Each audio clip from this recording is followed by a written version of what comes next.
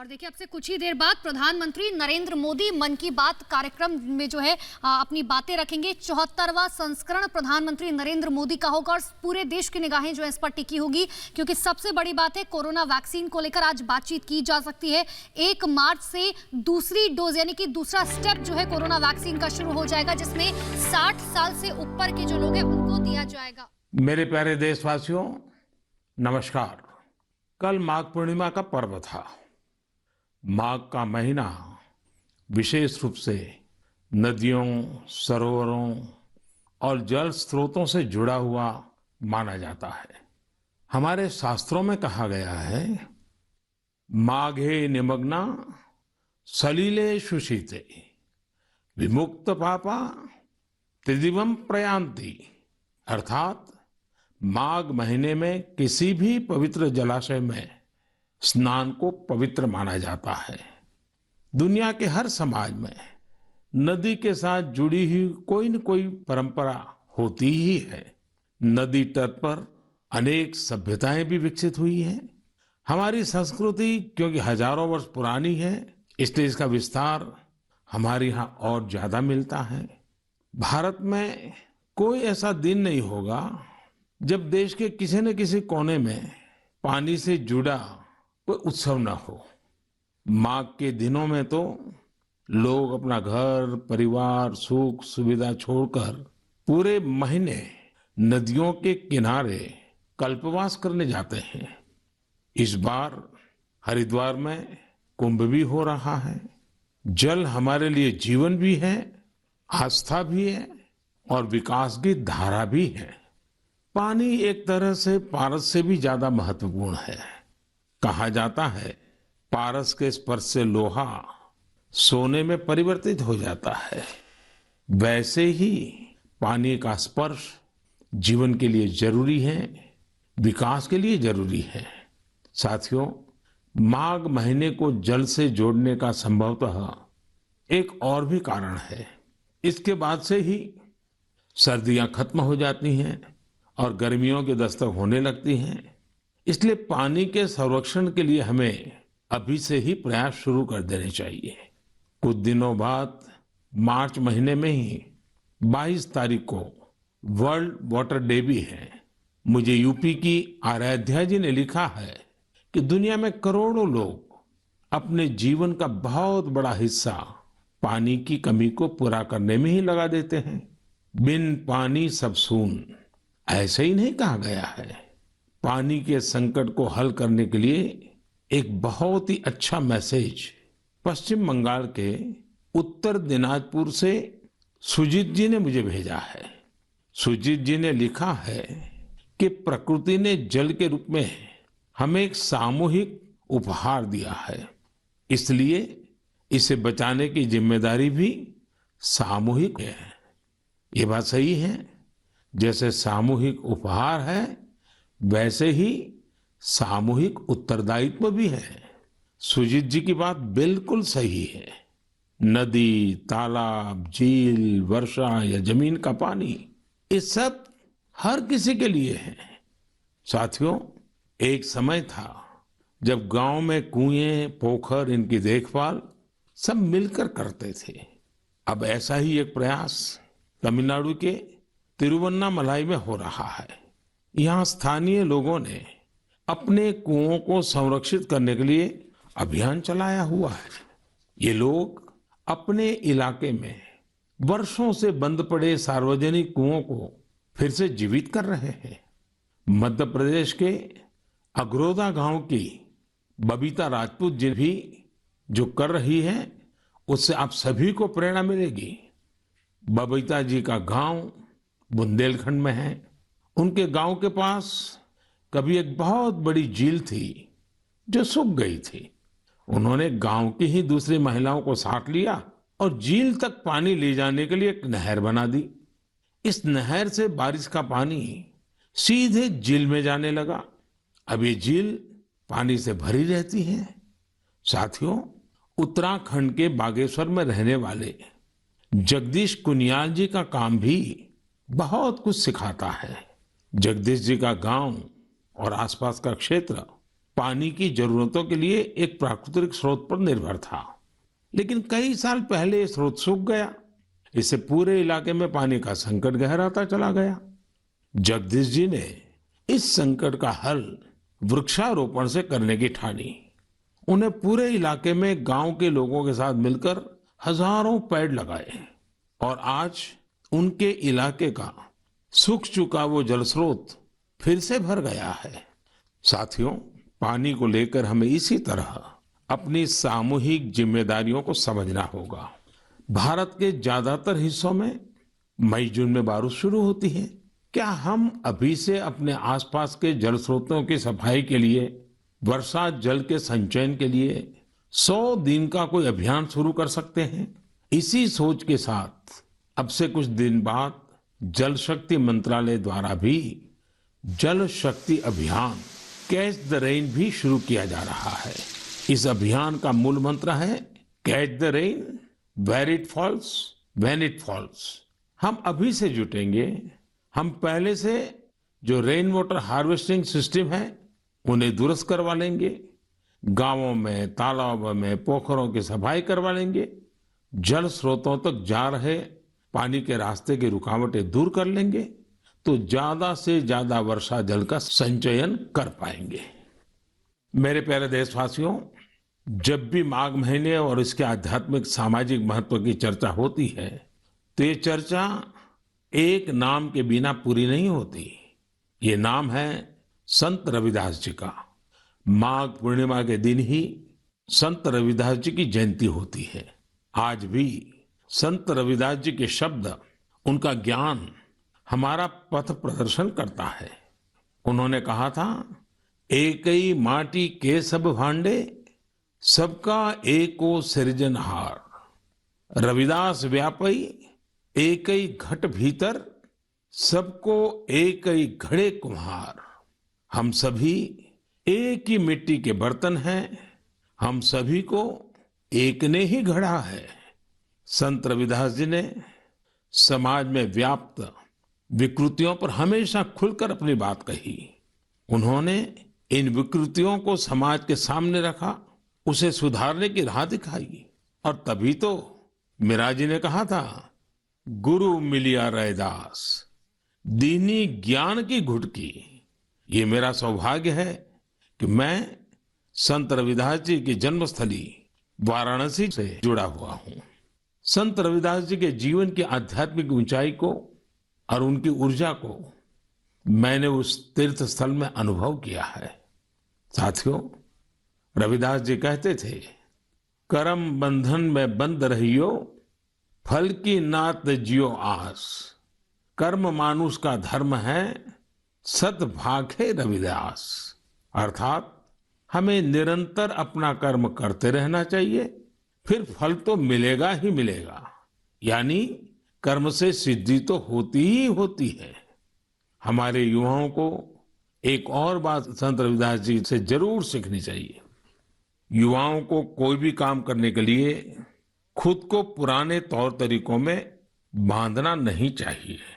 आप अपने जीवन को खुद ही तय करिए, अपने तौर तरीके भी खुद बनाइए और अपने लक्ष्य भी खुद ही तय करिए। अगर आपका विवेक, आपका आत्मविश्वास मौजूद है तो आपको दुनिया में किसी भी चीज से डरने की जरूरत नहीं है। मैं ऐसा इसलिए कहता हूं क्योंकि कई बार हमारे युवा एक चली आ रही सोच के दबाव में वो काम नहीं कर पाते जो करना वाकई उन्हें पसंद होता है। इसलिए आपको कभी भी नया सोचने, नया करने में संकोच नहीं करना चाहिए। इसी तरह संत रविदास जी ने एक और महत्वपूर्ण संदेश दिया है। ये संदेश है अपने पैरों पर खड़ा होना। हम अपने सपनों के लिए किसी दूसरे पर निर्भर रहें, ये बिल्कुल ठीक नहीं है। जो जैसा है वैसा चलता रहे। रविदास जी कभी भी इसके पक्ष में नहीं थे। और आज हम देखते हैं कि देश का युवा भी इस सोच के पक्ष में बिल्कुल नहीं है। आज जब मैं देश के युवाओं में इनोवेटिव स्पिरिट देखता हूं तो मुझे लगता है कि हमारे युवाओं पर संत रविदास जी को जरूर गर्व होता। मेरे प्यारे देशवासियों, आज नेशनल साइंस डे भी है। आज का दिन भारत के महान वैज्ञानिक डॉक्टर सीवी रमन जी द्वारा की गई रमन इफेक्ट खोज को समर्पित है। केरल से योगेश्वरन जी ने नमो ऐप पर लिखा है कि रमन इफेक्ट की खोज ने पूरी विज्ञान की दिशा को बदल दिया था। इससे जुड़ा हुआ एक बहुत अच्छा संदेश मुझे नासिक के स्नेहिल जी ने भी भेजा है। स्नेहिल जी ने लिखा है कि हमारे देश के अनगिनत वैज्ञानिक हैं जिनके योगदान के बिना साइंस इतनी प्रगति नहीं कर सकती थी। हम जैसे दुनिया के दूसरे वैज्ञानिकों के बारे में जानते हैं, वैसे ही हमें भारत के वैज्ञानिकों के बारे में भी जानना चाहिए। मैं भी मन की बात के इन श्रोताओं की बात से सहमत हूं। मैं जरूर चाहूंगा कि हमारे युवा भारत के वैज्ञानिक इतिहास को, हमारे वैज्ञानिकों को जाने, समझे और खूब पढ़ें। साथियों, जब हम साइंस की बात करते हैं तो कई बार इसे लोग फिजिक्स, केमिस्ट्री या फिर लैब्स तक ही सीमित कर देते हैं, लेकिन साइंस का विस्तार तो इससे कहीं ज्यादा है। और आत्मनिर्भर भारत अभियान में साइंस की शक्ति का बहुत योगदान भी है। हमें साइंस को लैब टू लैंड के मंत्र के साथ आगे बढ़ाना होगा। उदाहरण के तौर पर हैदराबाद के चिंतला वेंकट रेड्डी जी हैं। रेड्डी जी के एक डॉक्टर मित्र ने उन्हें एक बार विटामिन डी की कमी से होने वाली बीमारियां और उसके खतरों के बारे में बताया। रेड्डी जी किसान हैं। उन्होंने सोचा कि वो इस समस्या के समाधान के लिए क्या कर सकते हैं। इसके बाद उन्होंने मेहनत की और गेहूं, चावल की ऐसी प्रजातियों को विकसित की जो खास तौर पर विटामिन डी से युक्त है। इसी महीने उन्हें World Intellectual Property Organization Geneva से पेटेंट भी मिली है।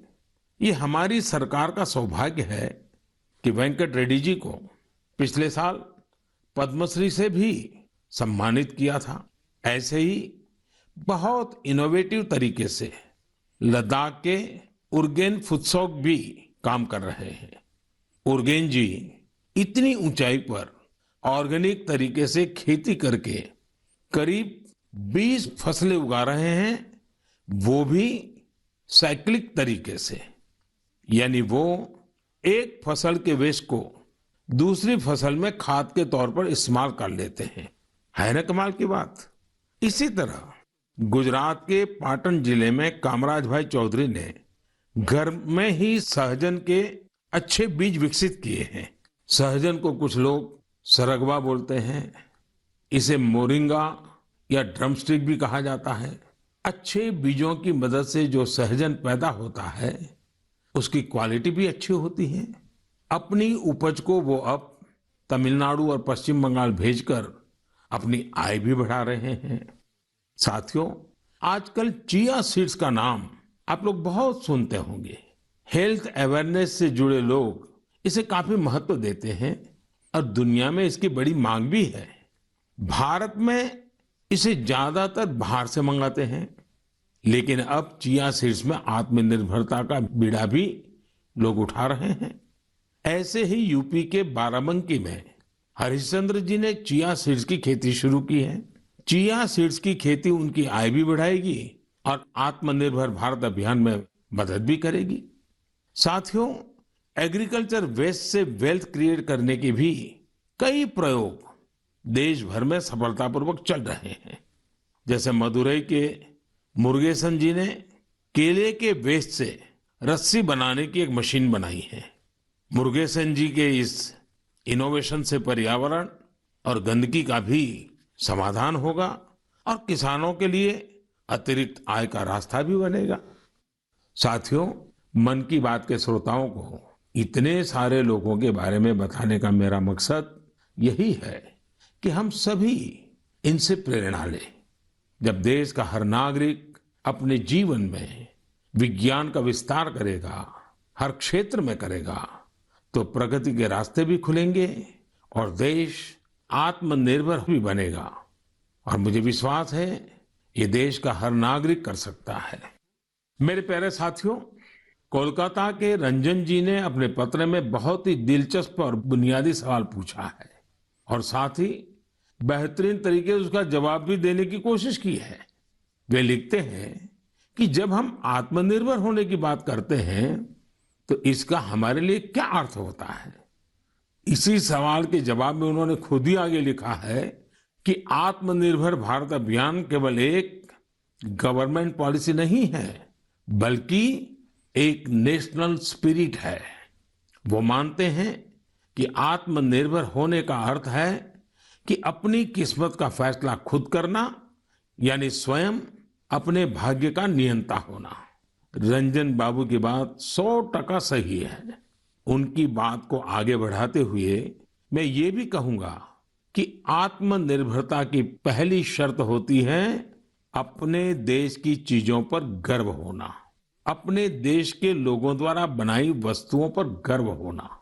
जब प्रत्येक देशवासी गर्व करता है, प्रत्येक देशवासी जुड़ता है, तो आत्मनिर्भर भारत सिर्फ एक आर्थिक अभियान न रहकर एक नेशनल स्पिरिट बन जाता है। जब आसमान में हम अपने देश में बने फाइटर प्लेन तेजस को कलाबाजियां खाते देखते हैं, जब भारत में बने टैंक, भारत में बनी मिसाइलें हमारा गौरव बढ़ाते हैं, जब समृद्ध देशों में हम मेट्रो ट्रेन के मेड इन इंडिया कोचेस देखते हैं, जब दर्जनों देशों तक made in India corona vaccine को पहुंचते ही देखते हैं, तो हमारा माथा और ऊंचा हो जाता है। और ऐसा ही नहीं है कि बड़ी बड़ी चीजें ही भारत को आत्मनिर्भर बनाएगी। भारत में बने कपड़े, भारत के टैलेंटेड कारीगरों द्वारा बनाया गया हैंडीक्राफ्ट का सामान, भारत के इलेक्ट्रॉनिक उपकरण, भारत के मोबाइल, हर क्षेत्र में हमें इस गौरव को बढ़ाना होगा। जब हम इसी सोच के साथ आगे बढ़ेंगे तभी सही मायने में आत्मनिर्भर बन पाएंगे। और साथियों, मुझे खुशी है कि आत्मनिर्भर भारत का ये मंत्र देश के गांव-गांव में पहुंच रहा है। बिहार के बेतिया में यही हुआ है, जिसके बारे में मुझे मीडिया में पढ़ने को मिला। बेतिया के रहने वाले प्रमोद जी दिल्ली में एक टेक्नीशियन के रूप में एलईडी बल्ब बनाने वाली फैक्ट्री में काम करते थे। उन्होंने इस फैक्ट्री में कार्य करने के दौरान पूरी प्रक्रिया को बहुत बारीकी से समझा, लेकिन कोरोना के दौरान प्रमोद जी को अपने घर वापस लौटना पड़ा। आप जानते हैं लौटने के बाद प्रमोद जी ने क्या किया? उन्होंने खुद एलईडी बल्ब बनाने की एक छोटी सी यूनिट ही शुरू कर दी। उन्होंने अपने क्षेत्र के कुछ युवाओं को साथ लिया और कुछ ही महीनों में फैक्ट्री वर्कर से लेकर फैक्ट्री ओनर बनने तक का सफर पूरा कर दिया, वह भी अपने ही घर में रहते हुए। एक और उदाहरण है यूपी के गढ़मुक्तेश्वर का। गढ़मुक्तेश्वर से श्रीमान संतोष जी ने लिखा है कि कैसे कोरोना काल में उन्होंने आपदा को अवसर में बदला। संतोष जी के पुरखे शानदार कारीगर थे, चटाई बनाने का काम करते थे। कोरोना के समय जब बाकी काम रुके तो इन लोगों ने बड़ी ऊर्जा और उत्साह के साथ चटाई बनाना शुरू किया। जल्द ही उन्हें न केवल उत्तर प्रदेश बल्कि दूसरे राज्यों से भी चटाई के ऑर्डर मिलने शुरू हो गए। संतोष जी ने यह भी बताया है इससे इस क्षेत्र की सैकड़ों साल पुरानी खूबसूरत कला को भी एक नई ताकत मिली है। साथियों, देश भर में ऐसे कई उदाहरण हैं जहां लोग आत्मनिर्भर भारत अभियान में इसी तरह अपना योगदान दे रहे हैं। आज यह एक भाव बन चुका है जो आम जनों के दिलों में प्रवाहित हो रहा है। मेरे प्यारे देशवासियों, मैंने नमो ऐप पर गुड़गांव निवासी मयूर की एक इंटरेस्टिंग पोस्ट देखी। वे पैशनेट बर्ड वॉचर और नेचर लवर है। मयूर जी ने लिखा है कि मैं तो हरियाणा में रहता हूं, लेकिन मैं चाहता हूं कि आप असम के लोगों और विशेष रूप से काजीरंगा के लोगों की चर्चा करें। मुझे लगा कि मयूर जी राइनोज के बारे में बात करेंगे, जिन्हें वहां का गौरव कहा जाता है। लेकिन मयूर जी ने काजीरंगा में वाटरफॉल्स की संख्या में हुई बढ़ोतरी को लेकर असम के लोगों की सराहना के लिए कहा है। मैं ढूंढ रहा था कि हम वाटरफॉल्स को साधारण शब्दों में क्या कह सकते हैं, तो एक शब्द मिला, जल पक्षी। ऐसे पक्षी जिनका बसेरा पेड़ों पर नहीं पानी पर होता है, जैसे बतख वगैरह। Kaziranga national park and tiger reserve authority कुछ समय से एनुअल वाटरफॉल सेंसस करती आ रही है। इस सेंसस से जल पक्षियों की संख्या का पता चलता है और उनके पसंदीदा हैबिटेट की जानकारी मिलती है। अभी 2-3 सप्ताह पहले ही सर्वे फिर हुआ है। आपको भी ये जानकर खुशी होगी कि इस बार जल पक्षियों की संख्या पिछले वर्ष की तुलना में करीब 175% ज्यादा आई है। इस सेंसस के दौरान काजीरंगा नेशनल पार्क में बर्ड्स की कुल 112 स्पीशीज को देखा गया है। इनमें से 58 स्पीशीज यूरोप, सेंट्रल एशिया और ईस्ट एशिया सहित दुनिया के विभिन्न हिस्सों से आए विंटर माइग्रेंट्स है। इसका सबसे महत्वपूर्ण कारण यह है कि यहाँ बेहतर वाटर कंजर्वेशन होने के साथ ह्यूमन इंटरफियरेंस बहुत कम है। वैसे कुछ मामलों में पॉजिटिव ह्यूमन इंटरफियरेंस भी बहुत महत्वपूर्ण होता है। असम के श्री जादव पायेंग को ही देख लीजिए। आप में से कुछ लोग उनके बारे में जरूर जानते होंगे। अपने कार्यों के लिए उन्हें पद्म सम्मान मिला है।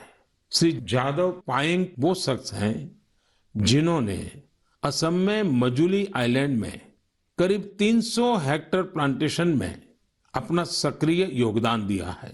वे वन संरक्षण के लिए काम करते रहे हैं और लोगों को प्लांटेशन एवं बायोडायवर्सिटी के कंजर्वेशन को लेकर प्रेरित करने में भी जुटे हुए हैं।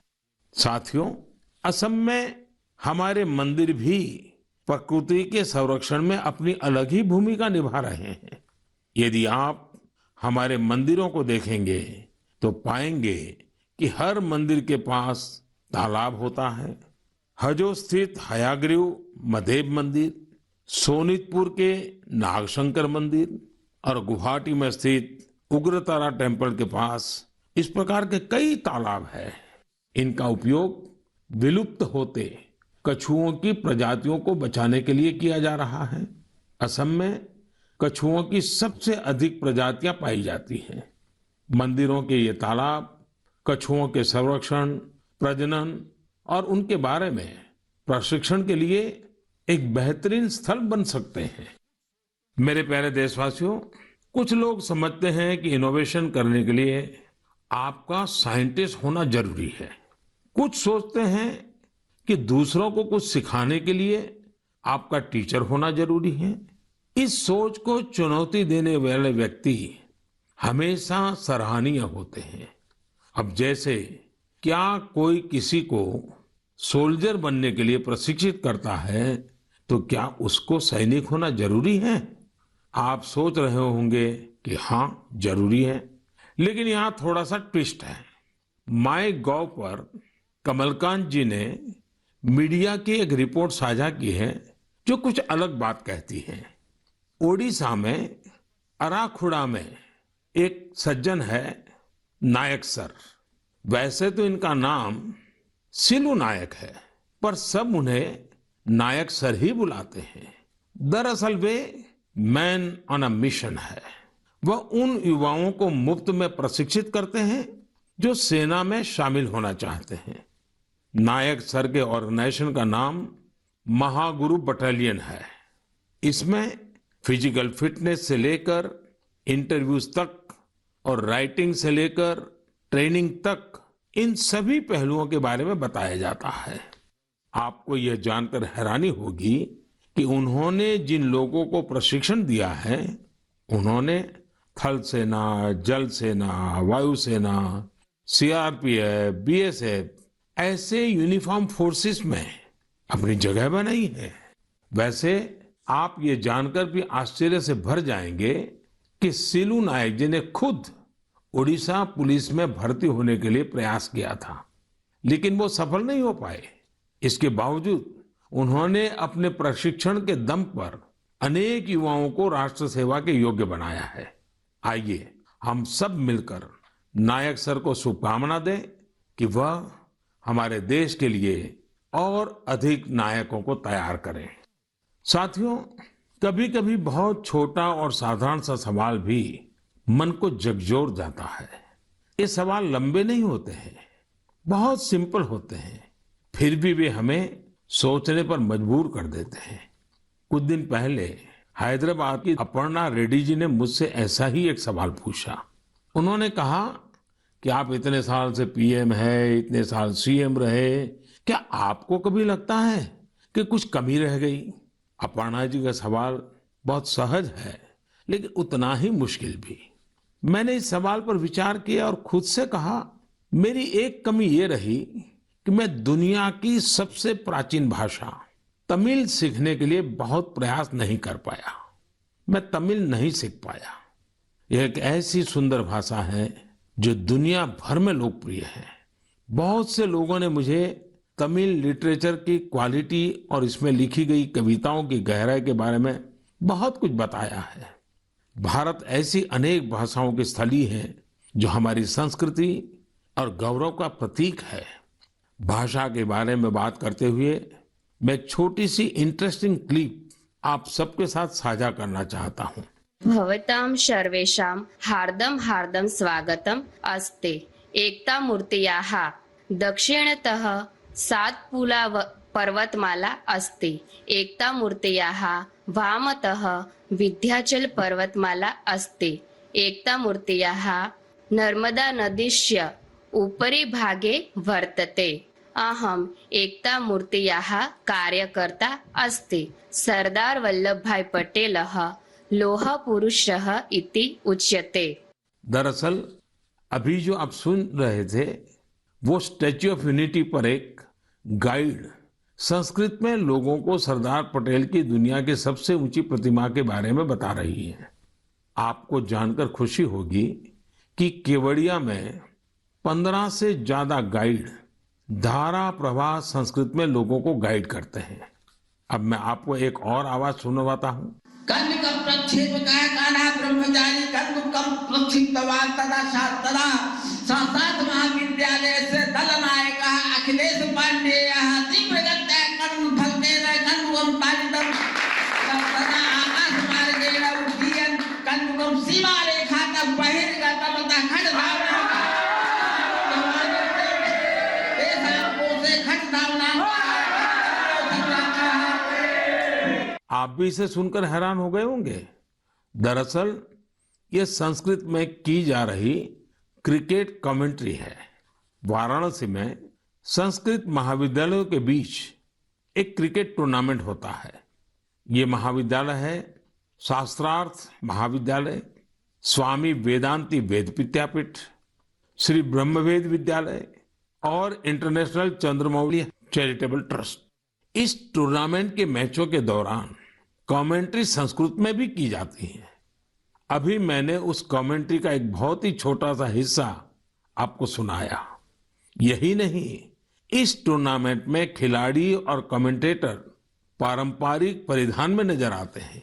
यदि आपको एनर्जी, एक्साइटमेंट, सस्पेंस सब कुछ एक साथ चाहिए तो आपको खेलों की कमेंट्री सुननी चाहिए।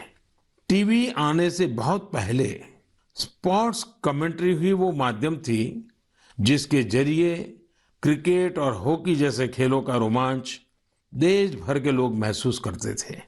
टेनिस और फुटबॉल मैचों की कमेंट्री भी बहुत अच्छी तरह से पेश की जाती है। हमने देखा है कि जिन खेलों में कमेंट्री समृद्ध है उनका प्रचार प्रसार बहुत तेजी से होता है।